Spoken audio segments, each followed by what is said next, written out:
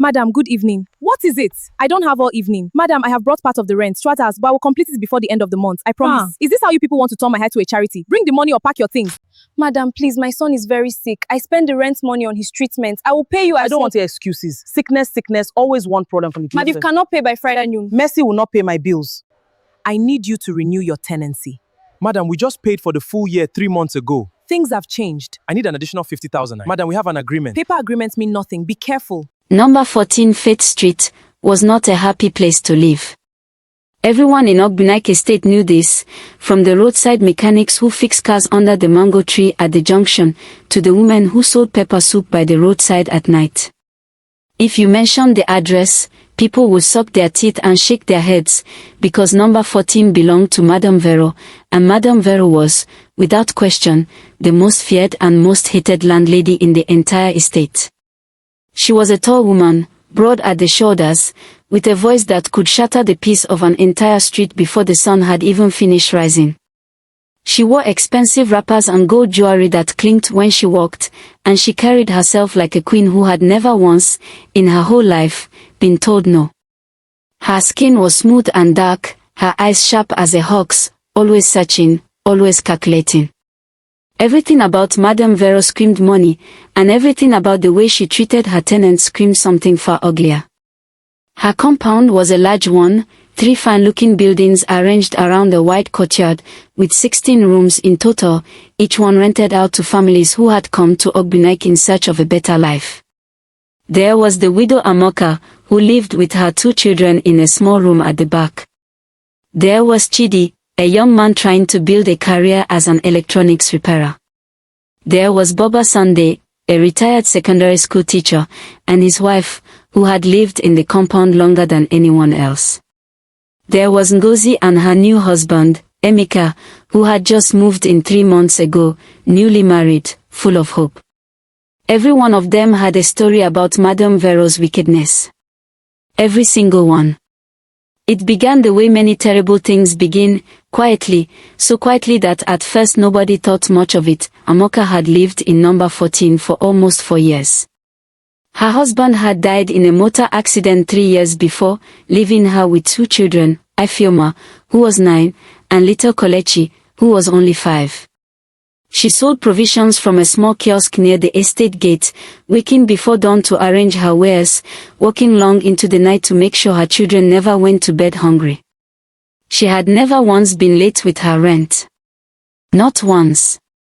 Every year, when the rent was due, she would count out the money carefully, sometimes borrowing a little from her sister to make up the difference, and she would bring it to Madame Vero herself, wrapped neatly in a black polythene bag, as was the custom. But that year, things were different.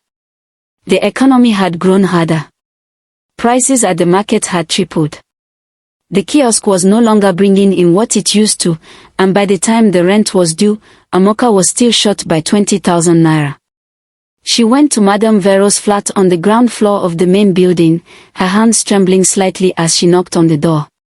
"Madam, good evening," she said, when Vero opened the door, arms folded, already looking irritated. "What is it?" "I don't have all evening. Madam, I have brought part of the rent.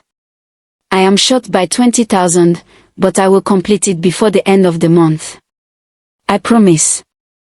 Madame Vero's face changed instantly, like a switch had been flipped. Her lips curled into a sneer. "Oh, is this how you people want to turn my house into a charity?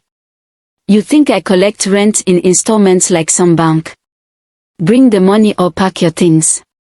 Please, madam, just 2 weeks. 2 weeks ko. Do you think NEPA will wait 2 weeks before they cut light because I owe them? Do you think the man who supplies my water tanker will wait? You people think landlords don't have problems too?" Amoka lowered her head. "I understand, madam. I will try my best." "Try is not something I can spend at the market," Vero snapped, and shut the door in her face. That night, Amoka sat outside her room long after her children had gone to sleep, staring up at the dark sky, wondering how she would find the money. She did not know, at that point, that this was only the beginning. Over the following weeks, it became clear to everyone in the compound that Madame Vero was becoming worse, not better.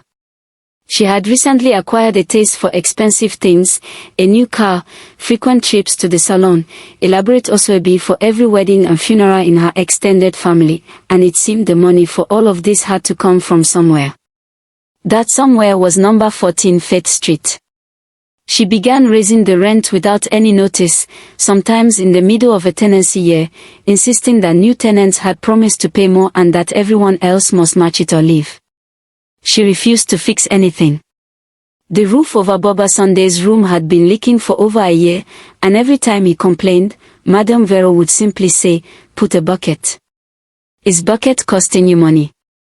She had cut off the shared borehole pump, the one good source of water in the compound, claiming the electricity bill for running it was too expensive, and instead began selling water to her own tenants from a large drum she kept locked in her backyard, at prices higher than what the water vendors down the road charged. "You will buy from me," she told them, "because I say so. This is my compound." The tenants grumbled among themselves but said nothing to her face, because everyone had heard stories of what happened to those who dared to challenge Madame Vero.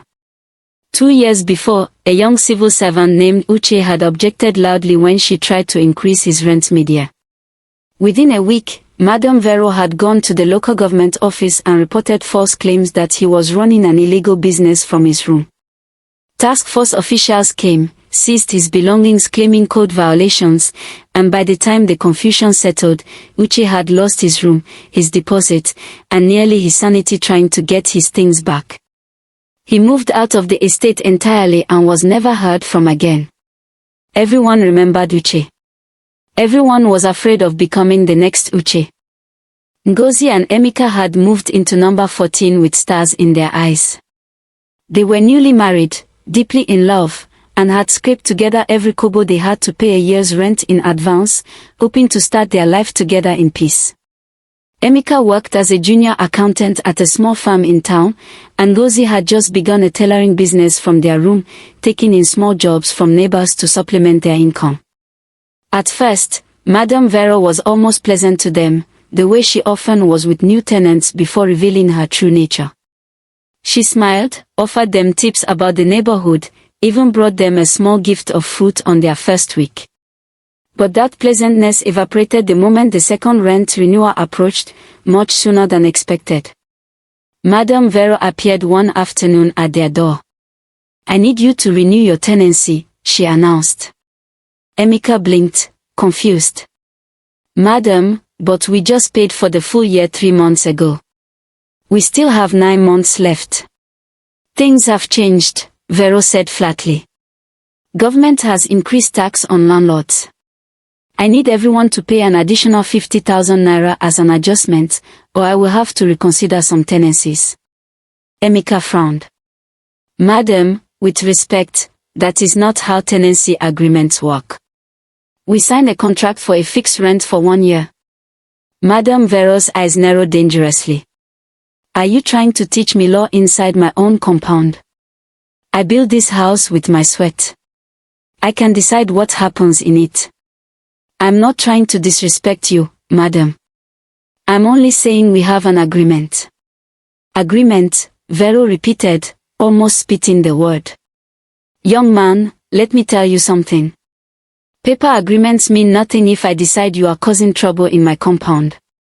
Should be careful." She turned and walked away, leaving Emeka standing there, his heart pounding with a mixture of anger and fear.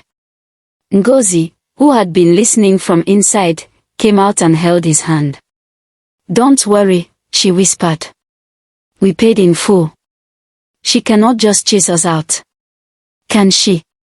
Neither of them knew, at that point, just how far Madame Vero was willing to go. Baba Sunday was perhaps the most respected man in the compound, a retired teacher who had spent 35 years molding the minds of children in the local secondary school.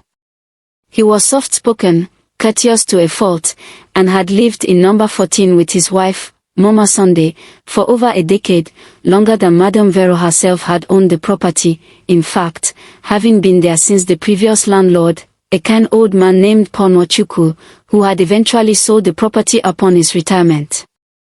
Boba Sunday remembered the good old days under Nwachukwu with a heavy heart.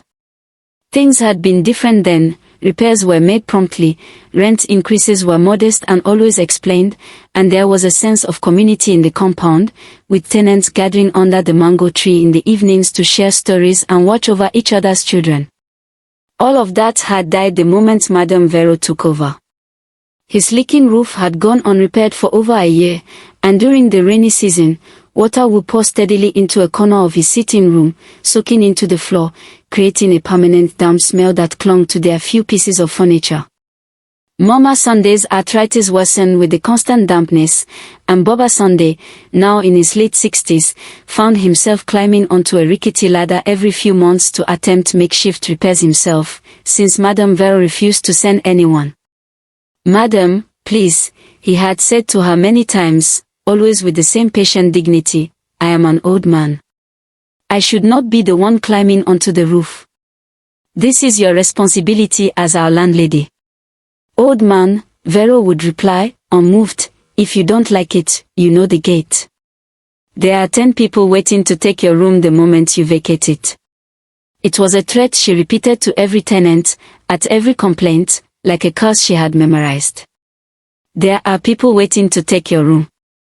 It silenced most of them, because in truth, rooms in Ogbunike estate were scarce, and the fear of homelessness was often stronger than the fear of injustice. Chidi was the youngest tenant in the compound, 26 years old, full of ambition, running a small electronics repair business from a narrow room near the gate.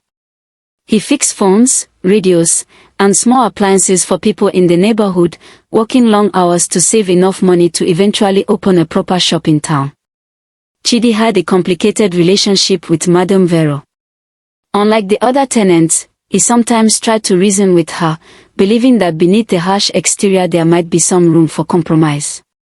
He was wrong, but it took him a long time to accept this. One evening, Madame Vero came to his room unannounced, her face set in its usual scowl. "Chidi, I hear you are running a business from your room." "Yes, madam, small work. Repairing phones and things." "You did not tell me about this business."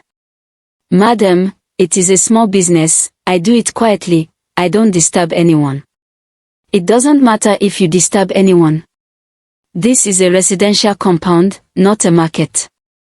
If you want to run a business here, you must pay commercial rate, which is double what you are currently paying."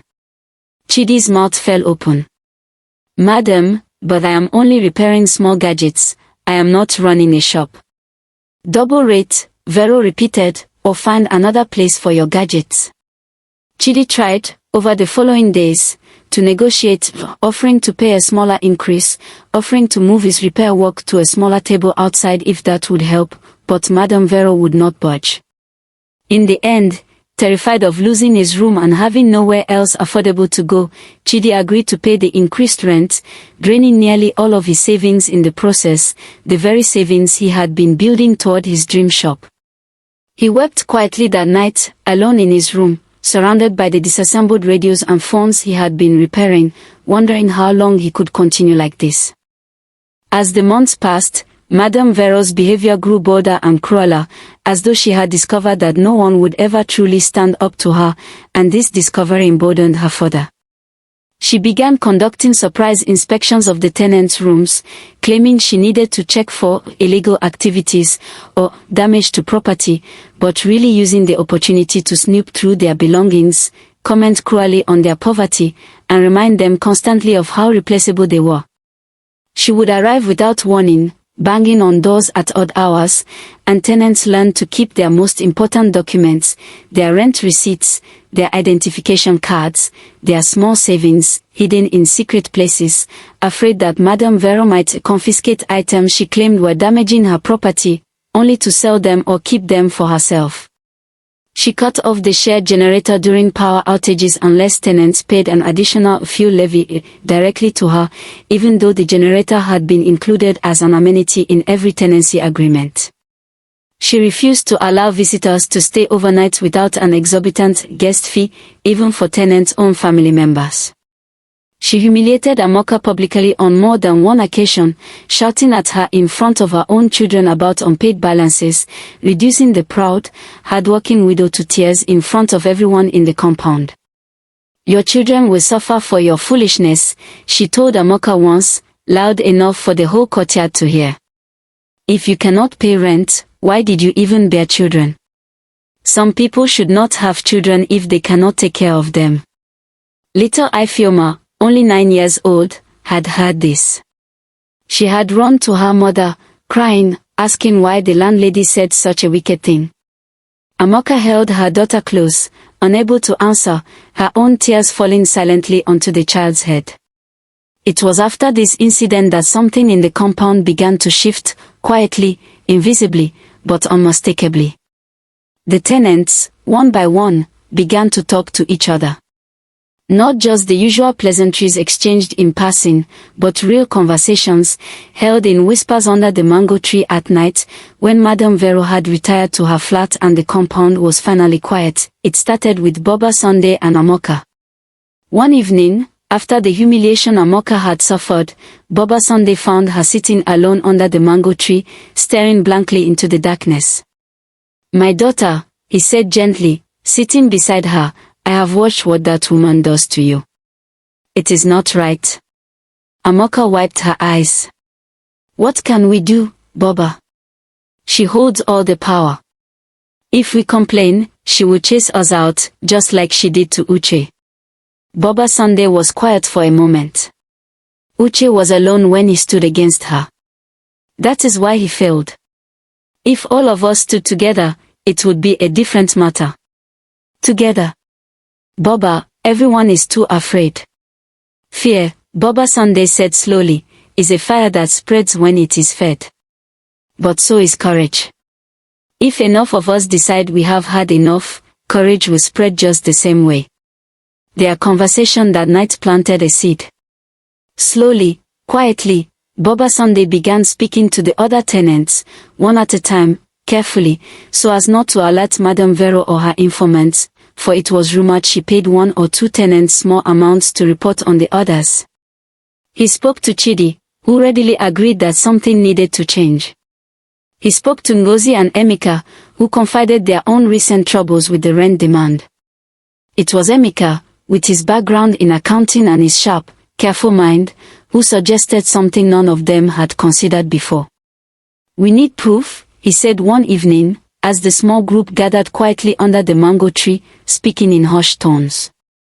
"If we simply complain, it will be our word against hers, and she has connections at the local council office. But if we document everything, every illegal increase, every broken promise, every threat, we can build a real case." "A case with who?" Chidi asked. "The police will not listen to poor tenants against a rich landlady." "Not the police," Emeka said. "The tenancy tribunal. Many people don't know it exists, but there is a proper legal process for tenant disputes. My cousin used it 2 years ago against a landlord in another estate. It takes time, but it works, if you have evidence." And so, quietly, carefully, the tenants of number 14 Faith Street began to build their case. It was slow, careful work. Emeka, with his accountant's precision, began keeping a detailed ledger, every payment made, every receipt, or lack of receipt, given, every illegal charge Madame Vero had imposed, every date and every witness. Ngozi kept copies of their original tenancy agreement, hidden carefully inside the lining of an old suitcase, alongside receipts they had insisted on collecting even when Madame Vero grumbled about it. Chidi began quietly recording certain conversations on his phone whenever Madame Vero came to threaten him about his commercial activity, careful to keep the phone in his pocket, capturing her voice as she made her demands and threats. Boba Sunday, with his reputation as a respected retired teacher, began speaking discreetly to some of the other tenants in the compound who had not yet joined their quiet alliance, gently encouraging them to keep their own records, to stop paying Madame Vero in cash without receipts, to note down every incident. Amoka, though frightened, began keeping a small notebook hidden beneath a loose floorboard in her room, writing down dates and details of every humiliation, every threat, every illegal water charge, in her careful, half-literate handwriting, determined that her children would one day understand why their mother had endured so much. Slowly, over 3 months, the picture became clear and undeniable. Madame Vero had, over the past 2 years alone, charged at least 11 tenants illegal rent increases outside their contract periods, some as much as 3 times in a single year. Cut off water and shared amenities included in signed tenancy agreements, forcing tenants to pay additional, unauthorized fees for services they had already paid for. Threatened at least 4 tenants with false reports to local authorities when they questioned her practices. Refused to carry out basic structural repairs for periods exceeding a year in multiple documented cases, creating unsafe living conditions. Verbally abused and humiliated tenants, including minors, on multiple occasions witnessed by others in the compound. It was Emeka who finally said what everyone had been quietly thinking. This is enough. We can take this to the tenancy tribunal. But we must be ready, because the moment we file, she will not go quietly. She will fight, and she will try to destroy anyone who stands against her, just like she did with Uche. The group looked at each other in the darkness beneath the mango tree. Fear was still there, etched on every face. But something else had grown alongside the fear, a fierce, quiet determination that had not existed in that compound for a very long time. Then we go together, Boba Sunday said firmly. All of us. Not one person standing alone this time. Before they could file their case, however, matters in the compound took a darker turn, the kind of turn that often happens just before wickedness finally meets its reckoning. Little Kolechi, Amoka's 5-year-old son, fell seriously ill with a high fever that would not break. Amoka, terrified, spent everything she had on medicine and a visit to a local clinic, leaving her once again short on the month's rent. When Madame Vero came around demanding payment, Amoka, exhausted and desperate, tried to explain. Madam, please, my son is very sick. I spent the rent money on his treatment. I will pay you as soon as. I don't want to hear excuses, Madame Vero snapped, not even glancing toward the room where the sick child lay. Sickness, always one problem or another with you people. If you cannot pay by Friday, I will lock your room myself and put your things outside. Madam, please, not now, my son is very sick, please have mercy. Mercy will not pay my bills, Vero said coldly, turning to walk away. That Friday, true to her word, Madame Vero arrived with 2 hired men, ready to forcibly remove Amoka's belongings from her room while little Kolechi, still weak with fever, lay wrapped in a blanket inside. It was, without question, the cruelest thing anyone in the compound had ever witnessed her attempt. But this time, something different happened. This time, Boba Sunday stepped forward from where he had been quietly watching. Madame Vero, he said, his voice steady despite his age, despite the tremor of nervousness beneath it, you cannot do this. This woman's son is sick. Have you no fear of God at all? Old man, mind your business, Vero snapped. This does not concern you. It concerns all of us, Chidi said, stepping forward as well, because tomorrow, it could be any one of us. And the day after, it could be me, Emeka added, moving to stand beside them, Ngozi close behind him. Madame Vero stared at the small group now standing together, blocking her hired men from entering Amoka's room, and for the first time in a very long time, something like uncertainty flickered across her face, quickly replaced by fury. You people think you can gang up on me in my own compound. I built this place. I own every brick here. Get out of my way before I call the police and have all of you arrested for trespassing and obstruction. Call them, Boba Sunday said calmly. In fact, we would welcome it. Because we have been documenting everything you have done to us for the past 2 years, Madame Vero. Every illegal charge. Every threat. Every broken promise. We are prepared to show the police, and if necessary, the tenancy tribunal, exactly what kind of landlady you have been. For a long moment, Madame Vero simply stared at them, and the courtyard fell into a heavy, electric silence. Even the hired men shifted uncomfortably, unsure of what to do without further instruction. "You are bluffing," Vero finally said, though her voice had lost some of its usual venom. "Try us," Emeka said quietly, "and find out." Madame Vero did not, in the end, force Amoka's belongings out that day. She retreated, muttering threats about how they would all regret this, how she would find a way to deal with each of them one by one. But the tenants of number 14, having finally tasted a small victory of solidarity, knew there was no turning back now. Within a week, Emeka had filed a formal complaint with the local tenancy tribunal, supported by the documentation they had painstakingly gathered over the previous months, the ledger, the receipts, the recorded conversations, Amoka's careful notebook of dates and incidents, and written statements from every tenant willing to put their name to the truth, which, in the end, was nearly everyone in the compound. Madame Vero, true to form, did not take the complaint lying down. She hired a lawyer of her own, a smooth-talking man who tried to argue that the tenants were simply disgruntled and exaggerating minor disagreements, that no formal contracts had been violated, and that Madame Vero was, in fact, a generous and patient landlady who had merely been trying to manage a difficult property. But the evidence told a different story, and the tribunal, presided over by a stern, no-nonsense woman named Mrs. Adiz Okonjo, was not easily swayed by smooth talk.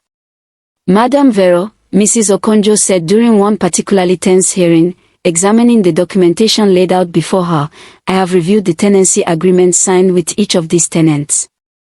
I have reviewed the receipts, or rather, the conspicuous absence of receipts for numerous payments you admit to having collected. I have listened to a recording of your own voice threatening a tenant with false reports to local authorities. Would you like to explain any of this?" Madame Vero, for the first time in years, found herself without a ready response. Her lawyer whispered urgently beside her, but even he seemed to understand that the mountain of evidence against his client was not something clever words could easily dismiss. "These people are lying," Vero finally said, though her voice lacked its usual commanding confidence. "They are jealous of what I have built. They want to take my property from me." "No one is trying to take your property, Madam," Mrs. Okonjo replied evenly. "They are trying to ensure that the property you own is managed within the bounds of the law, and that the human beings living within it are treated with basic dignity. These are not radical demands. They are the minimum expectations of any tenancy in this country." The tribunal proceedings stretched over several weeks, with more evidence presented at each hearing, and slowly, the full extent of Madame Vero's conduct came to light, conduct that, it turned out, extended even further back than the tenants had realized. Former tenants, including Uche, the young civil servant who had been forced out years earlier through false accusations, came forward once word spread through the estate that others were finally standing up to her. Uche's testimony, corroborated by neighbors who remembered the incident, painted a damning picture of a pattern of behavior spanning years, not months. By the final hearing, the tribunal's ruling was unambiguous. Madame Vero was found to have violated multiple provisions of tenancy law, including illegal rent increases outside contract terms, unlawful withholding of included amenities, harassment and intimidation of tenants, and, in Uche's case, the filing of false reports to local authorities as retaliation against a tenant who had asserted his legal rights. The tribunal ordered Madame Vero to refund all illegally collected rent increases and amenity charges to the affected tenants, with interest, a sum that, once calculated across all 16 units and multiple years, amounted to a staggering figure that left Madame Vero pale-faced in the courtroom. She was further ordered to complete all outstanding repairs within 30 days, under threat of additional penalties, and barred from evicting any tenant without proper legal process for a period of 5 years, under close monitoring by the Tribunal's Compliance Office. Perhaps most humiliating of all, in a country and community where reputation meant everything, news of the ruling spread quickly through Ogbunike State. Madame Vero, once feared and whispered about with dread, became instead a figure of public shame, whispered about now with contempt and, in some quarters, satisfaction at seeing arrogance finally humbled. The financial penalty alone was devastating enough, forcing Madame Vero to sell her prized new car within weeks to raise the funds for the court-ordered refunds. But it was the loss of respect, the loss of the fearsome reputation she had cultivated so carefully, that seemed to wound her most deeply. Tenants who had once trembled at the sound of her footsteps now looked her directly in the eye when they spoke to her, no longer afraid, having learned that her power had always been built on their fear rather than any real authority. Boba Sunday's roof was finally repaired, properly this time, by contractors sent under the Tribunal's monitoring requirements. Amoka received her refund, enough to cover months of expenses, enough to finally put a little away in savings for her children's education. Chidi received back the difference of his inflated rent, money he immediately began setting aside once more toward his dream of opening a proper repair shop. Ngozi and Emeka, having played such a pivotal role in organizing the tenants and building the case, found themselves regarded with a quiet, grateful respect by their neighbors, the kind of respect that comes not from fear, but from genuine trust.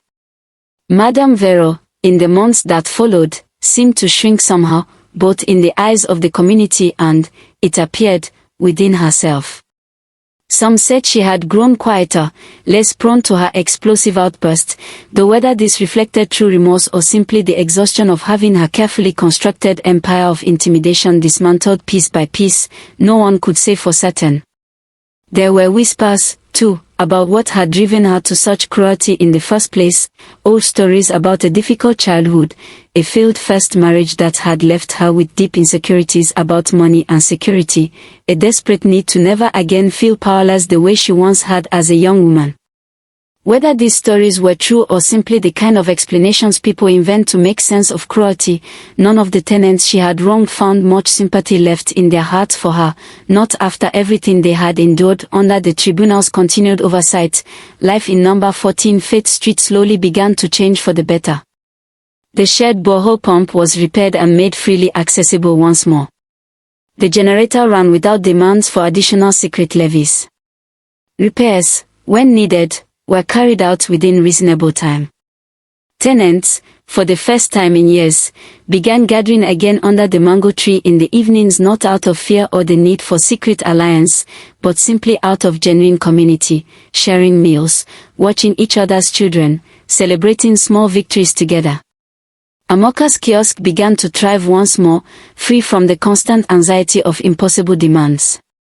Little Kolechi recovered fully from his illness and grew into a bright, curious child who loved to sit with Boba Sunday in the evenings, listening to his stories about the old days.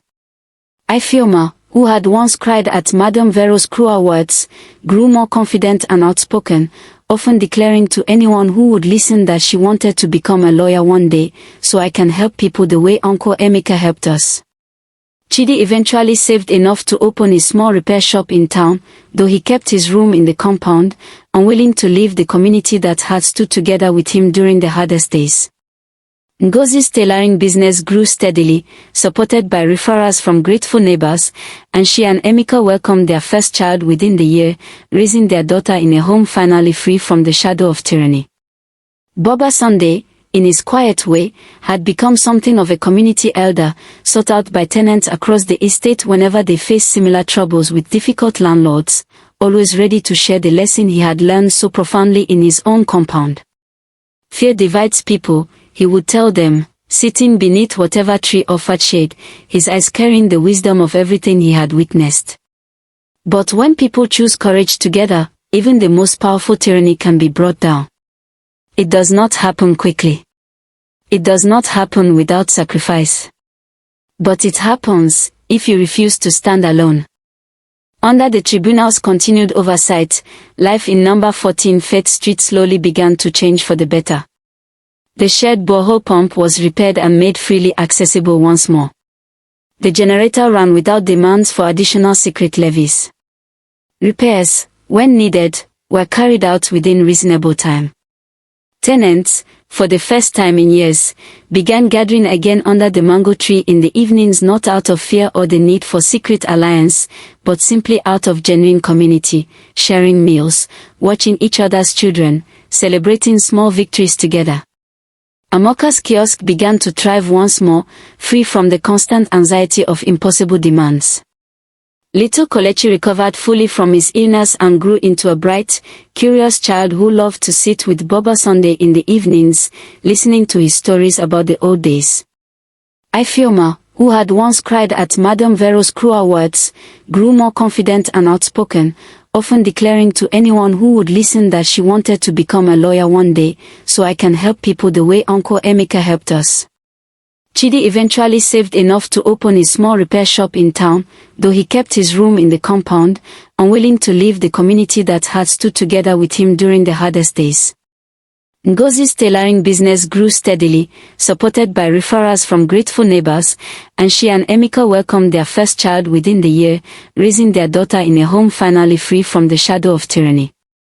Boba Sunday, in his quiet way, had become something of a community elder, sought out by tenants across the estate whenever they faced similar troubles with difficult landlords, always ready to share the lesson he had learned so profoundly in his own compound.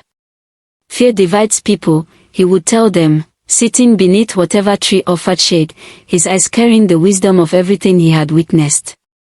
But when people choose courage together, even the most powerful tyranny can be brought down. It does not happen quickly. It does not happen without sacrifice. But it happens, if you refuse to stand alone. Madame Vero remained the owner of number 14 Fifth Street, though her role had changed beyond recognition. The tribunal's oversight remained in place for the full 5 years mandated, and word within the estate was that she had grown notably more careful, more restrained, in her dealings with tenants, whether from genuine change of heart or simple fear of further consequences, only she truly knew. Some years later, it was said that she had begun attending a small church fellowship not far from the estate, sitting quietly in the back pews, no longer the commanding, fearsome figure she had once been in the neighborhood, but simply another woman among many, carrying whatever private reckoning had come to live inside her. The tenants of number 14 never forgot what they had endured, nor what they had accomplished by standing together. Their story spread through Ogbunike Estate and beyond, told and retold at gatherings, a cautionary tale for landlords who might be tempted toward cruelty, and a beacon of hope for tenants who might feel that injustice, however entrenched, however protected by fear and silence, could still be challenged and overcome. For in the end, the story of Madame Vero, the wicked landlady, was never truly about one woman's greed alone. It was about the quiet, patient courage of ordinary people, a widow, a young couple, an old teacher, a hardworking young man, who refused to let fear have the final word, who chose instead to stand together, document the truth, and demand the dignity that had always, rightfully, belonged to them. And that, perhaps, is the truest lesson of all, that wickedness, however powerful it may seem, however deeply it may root itself in fear and silence, can always be met and overcome by the quiet, determined unity of people who refuse to stand alone.